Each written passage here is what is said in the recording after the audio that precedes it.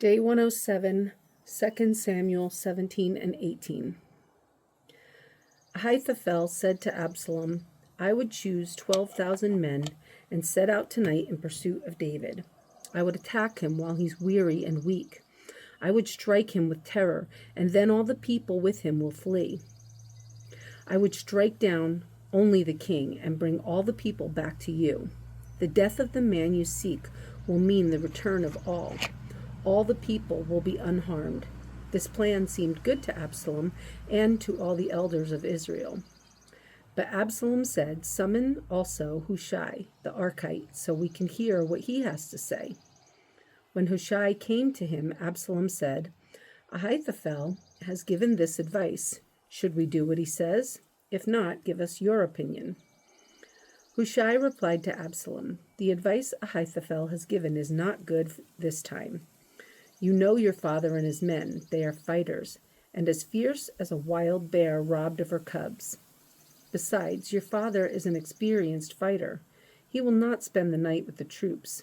Even now, he is hidden in a cave or some other place. If he should attack your troops first, whoever hears about it will say, There has been a slaughter among the troops who follow Absalom. Then, even the bravest soldier, whose heart is like the heart of a lion, will melt with fear, for all Israel knows that your father is a fighter, and that those with him are brave. So I advise you, let all Israel from Dan to Beersheba, as numerous as the sand on the seashore, be gathered to you, with you yourself leading them into battle. Then we will attack him wherever he may be found, and we will fall on him as dew settles on the ground. Neither he nor any of his men will be left alive.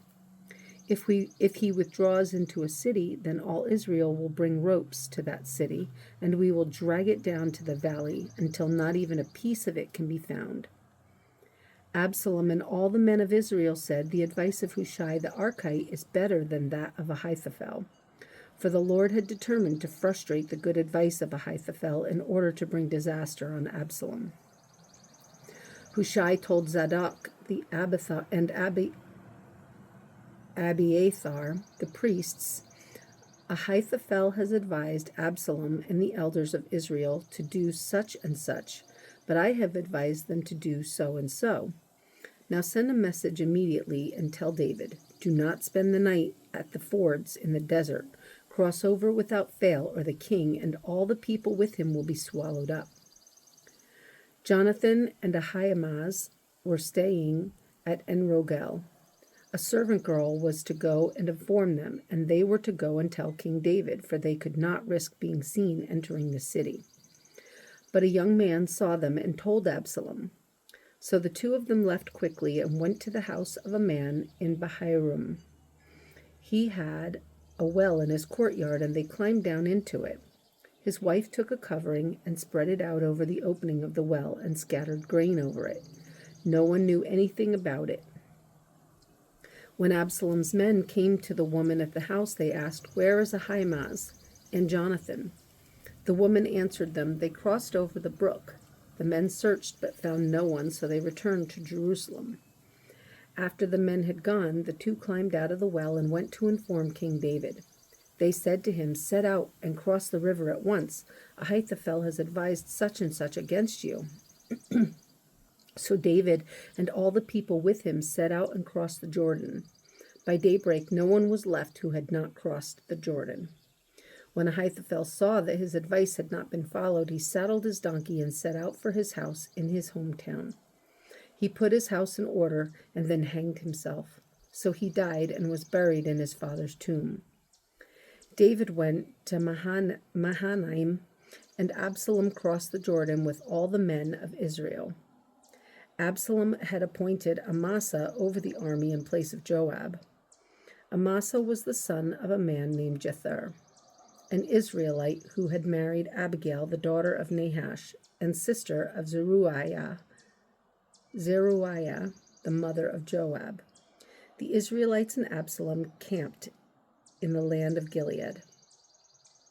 When David came to Mahanaim, Shobi, son of Nahash, from Rabbah of the Ammonites, and Machir, son of Amiel, from Lodebar, and Barzillai, Barzillai, the Gileadite from Rogelim, brought bedding and bowls and articles of pottery.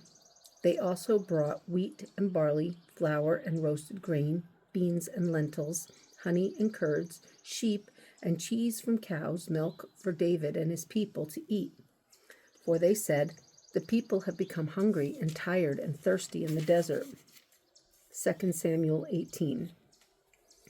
David mustered the men who were with him and appointed over them commanders of thousands and commanders of hundreds. David sent the troops out, a third under the command of Joab, a third under Joab's brother Abishai, son of Zeruiah, and a third under Ittai the Gittite.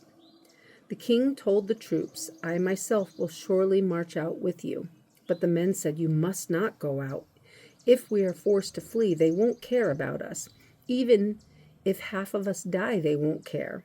But you are worth 10,000 of us. It would be better now for you to give us support from the city." The king answered, "I will do whatever seems best to you." So the king stood beside the gate while all the men marched out in units of hundreds and of thousands. The king commanded Joab, Abishai, and Ittai, "Be gentle with the young man Absalom for my sake." And all the troops heard the king giving orders concerning Absalom to each of the commanders. The army marched into the field to fight Israel, and the battle took place in the forest of Ephraim. There, the army of Israel was defeated by David's men, and the casualties that day were great, 20,000 men. The battle spread out over the whole countryside, and the forest claimed more lives that day than the sword. Now Absalom happened to meet David's men. He was riding his mule, and as the mule went under the thick branches of a large oak, Absalom's head got caught in the tree. He was left hanging in midair while the mule he was riding kept on going. When one of the men saw this, he told Joab, "I just saw Absalom hanging in an oak tree." Joab said to the man who had told him this, "What? You saw him? Why didn't you strike him to the ground right there? Then I would have had to give you 10 shekels of silver and a warrior's belt." But the man replied, "Even if 1,000 shekels were weighed out into my hands, I would not lift my hand against the king's son. In our hearing, the king commanded you and Abishai and Ittai, protect the young man Absalom for my sake. And if I had put my life in jeopardy and nothing is hidden from the king, you would have kept your distance from me." Joab said, "I am not going to wait like this for you." So he took 3 javelins in his hand and plunged them into Absalom's heart while Absalom was still alive in the oak tree. And 10 of Joab's armor-bearers surrounded Absalom, struck him, and killed him. Then Joab sounded the trumpet, and the troops stopped pursuing Israel, for Joab halted them. They took Absalom, threw him into a big pit in the forest, and piled up a large heap of rocks over him. Meanwhile, all the Israelites fled to their homes. During his lifetime, Absalom had taken a pillar and erected it in the king's valley as a monument to himself, for he thought, "I have no son to carry on the memory of my name." He named the pillar after himself, and it is called Absalom's monument to this day.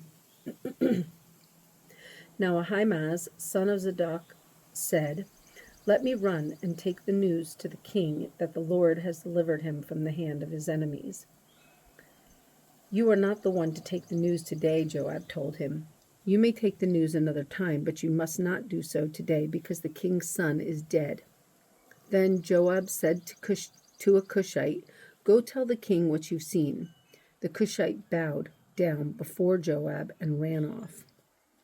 Ahimaaz, son of Zadok, again said to Joab, "Come what may, please let me run behind the Cushite." But Joab replied, "My son, why do you want to go? You don't have any news that will bring you a reward." He said, "Come what may, I want to run." So Joab said, "Run." Then Ahimaaz ran by way of the plain and outran the Cushite. While David was sitting between the inner and outer gates, the watchman went up to the roof of the gateway by the wall. As he looked out, he saw a man running alone. The watchman called out to the king and reported it. The king said, "If he is alone, he must have good news," and the man came closer and closer. Then the watchman saw another man running, and he called down to the gatekeeper, "Look, another man running alone." The king said, "He must be bringing good news too." The watchman said, "It seems to me that the first one runs like Ahimaaz, son of Zadok." "He's a good man," the king said. "He comes with good news." Then Ahimaaz called out to the king.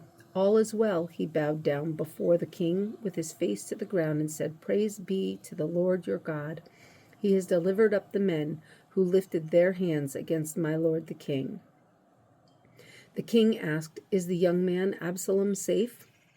Ahimaaz answered, "I saw great confusion just as Joab was about to send the king's servant and me, your servant, but I don't know what it was." The king said, "Stand aside and wait here." So he stepped aside and stood there. Then the Cushite arrived and said, "My lord the king, hear the good news. The Lord has delivered you today from all who rose up against you." The king asked the Cushite, "Is the young man Absalom safe?" The Cushite replied, "May the enemies of my lord the king and all who rise up to harm you be like that young man." The king was shaken. He went up to the room over the gateway and wept. As he went, he said, "Oh, my son Absalom, my son Absalom, if only I had died instead of you. Oh, Absalom, my son, my son."